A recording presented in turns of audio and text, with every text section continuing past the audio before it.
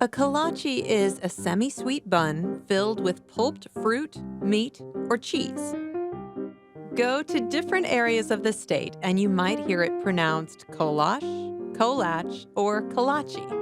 No matter how it sounds, kolaches are a super popular Czech pastry, a beloved comfort food, and a staple at church picnics, school bake sales, and family gatherings. Many 19th century immigrants preserved a taste of their homeland once they settled in Iowa.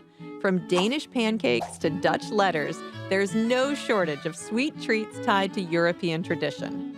The kolache is no different. They originated in Eastern Europe as far back as the 1700s, and many people of Czech and Bohemian ancestry immigrated to Iowa. They brought the kolache with them. They have long been a part of a number of communities in Iowa where you can still buy them by the dozens. But for the home cook, many families have handed down their recipes from generation to generation. The kolache dough is pretty straightforward: flour, yeast, eggs, sugar, and milk. Some feature a simple, straightforward flavor, while others might be more complex with a hint of spice or lemon zest.